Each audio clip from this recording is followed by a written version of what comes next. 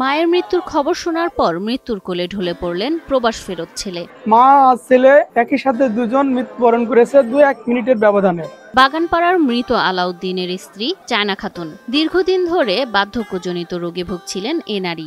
দীর্ঘদিন ধরে অসুস্থ, তার ডায়াবেটিক ছিল, শরীরে মাংস খুব একটা বেশি ছিল না, সেরকম তার চলাফেরার গতিটা ভালো ছিল না। এ অবস্থায় গত 23 আগস্ট শনিবার সন্ধ্যায় তিনি বাড়ির সামনে পড়ে গিয়ে আহত হন। এলাকাবাসী তাকে চুয়াডাঙ্গা সদর হাসপাতালে নিয়ে যান। এই খবর পেয়ে হাসপাতালে ছুটে যান প্রবাস ফেরত ছেলে সাইফুল ইসলাম।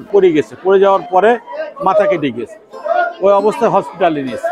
হাসপাতালে পৌঁছানোর সাথে সাথেই মায়ের মৃত্যুর খবর পান ছেলে সাইফুল। এতে তিনিও স্ট্রোক করে সেখানে পড়ে মারা যান। ও যখন হসপিটালের সিঁড়িতে উঠে শুনেছে ওর মা মারা গেছে, হসপিটালের সিঁড়ির প্রতি ওই স্ট্রোক করে পড়ে ওখানেই মারা গেছে। সাইফুল ওর মাকে দেখতে গেছে, মা অসুস্থ, যেহেতু মা যে শুনছে ওর মা মারা গেছে, তার মা মারা গেছে যখন ওইখানে স্ট্রোক করে মারা গেছে। এদিকে মা ছেলের মৃত্যুতে পৌর এলাকার বাগানপাড়ায় ওই বাড়িতে চলছে শোকের মাতম। আমাদের ছোট ভাই সাইফুল এবং ওর আম্মা মারা যাওয়ার কারণে বাগানপাড়া আমাদের এলাকাতেই শোকের ছায়া নেমে এসেছে। আমরা সবাই শোকাহত।